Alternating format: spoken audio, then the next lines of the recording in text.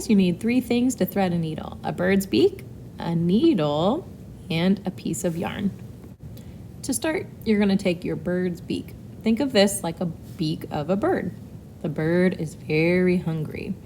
You're going to hold it open and put the worm, his breakfast, inside the bird's beak, his little mouth.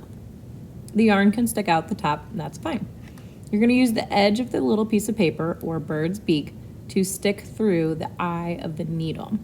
Stick it through, and on the other end, pull it out.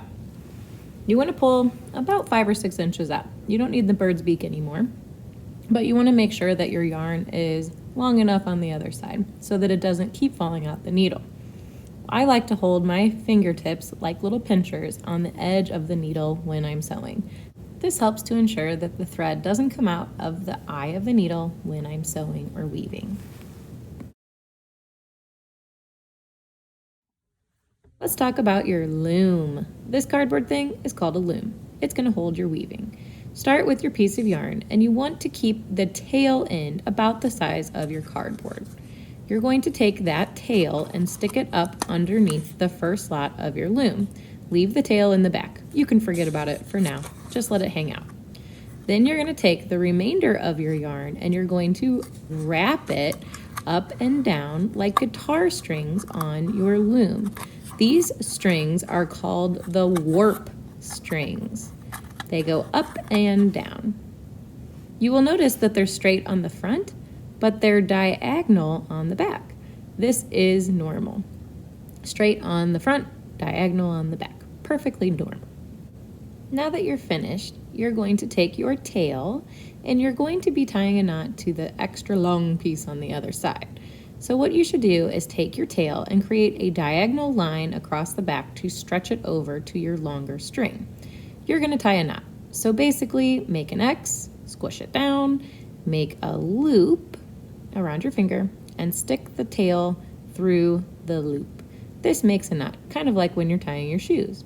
I like to make it extra tight on the back, so I'm going to make a double knot. So again, an X and then a loop and pull it through. Then you can take your scissors and cut the long part off. Leave a little tiny tail for those guys on the back.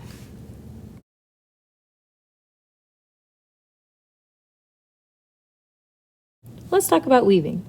Thread your needle with the first color that you want at the bottom of your weaving. I chose blue. I'm going to use my fingers to pinch the needle like we talked about before.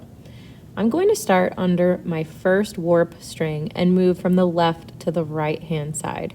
We're going to create a pattern. I'm going to start by going under and then over on my next string, then under on the third string, which means I must go over on my fourth string and under on my fifth string.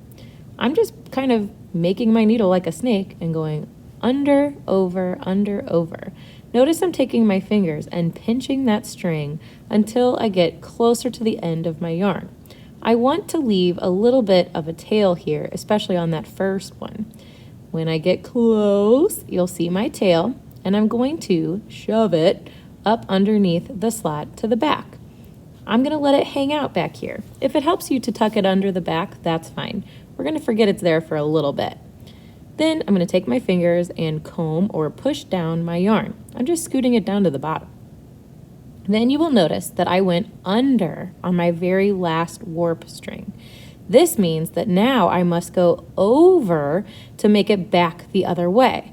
So my needle is going to be a snake, repeating that pattern over, under, all the way across to the other side.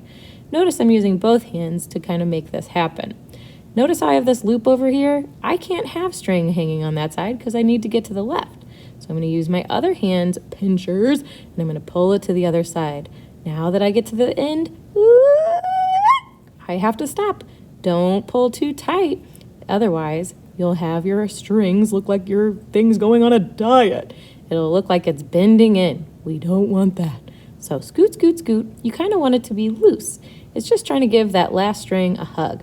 Then I take my hands and I kind of scoot it down, scoot, scoot, scoot, comb, comb, comb, all the way to the bottom. You want to make sure it hugs it, not pulls it super tight. Now I'm on the left-hand side, and in this case, I landed on over. So now I must go Yep, you guessed it. I'm gonna go under. So I'm gonna go under, over, under, over, and then under again, pulling that needle all the way through. Notice that big string on the other side? Gotta get rid of it. You have to pull it all the way across until it gives it a hug. Stop. Don't go too tight. Just a little hug. Oh, there he is. Ah! No hug. No, no, no. Not too tight. Just a tiny little hug. No squeezes, no squeezes, no diets. Push, push, push. Comb, comb, comb. Push it to the bottom. Continue this process all the way up, and you'll be good to go.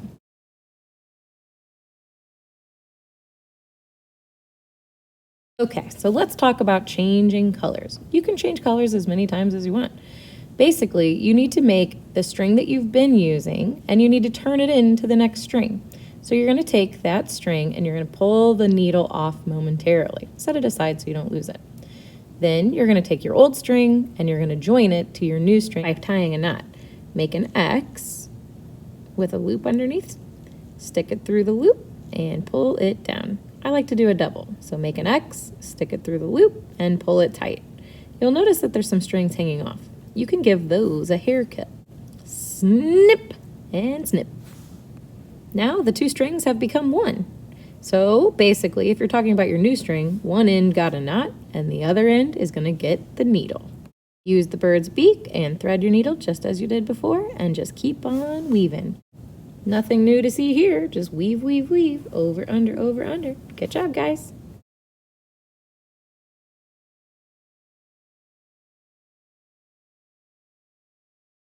Okay, so let's talk about taking the weaving off of the loom. Let's pretend that my weaving is finished and that I have gone all the way up to the top. I'm going to flip my loom over to the back. You'll notice that these are where all my strings started from the beginning. I'm going to take a pair of scissors and cut a straight line through the back of all of these strings. That includes the diagonal one too. So all of them are getting a haircut with a straight line right through the center. So kind of clear your little strings and make them straight so you can kind of see what you're working with. Very carefully holding your weaving, flip your loom over to the other side. Start to think about how they're going to pair off. Notice that some have a pair and others do not. You can see those two strings will go together. These two on the left, the two in the middle, and the two on the end will all be partners. So we're going to think about that when we flip to the other side. So we're going to use these two strings and very carefully just pull the first two strings off. We're going to crisscross them, making an X, and slip one of them underneath the other through the loop. This will help us tie our knot. We need to do this twice. Make an X and make another one, go under through the loop and pull it tight. This makes a knot. We're going to do the same for the next row or the next pair. These two strings are going to be partners. Make an X, slip it through the little loop, make another X, slip it through the loop, and pull it tight, making a knot between these two strings as well. On the last one, you will notice that the blue string and the black strings have become partners on the end. We are going to make these two join and create a knot as well. So make your X, slip one through the little circle loop, pull it down, not too tight, but just enough on top of your weaving. Hold it there, make another X, slip one through the loop, and pull it tight. That way you have 3 knots at the top of your weaving. After the knot, you can cut these and give them a little haircut. Now you're going to flip your loom over to the other side and repeat the same thing. So find your pairs and double them up, make sure they each have a partner, and you're going to tie knots here as well.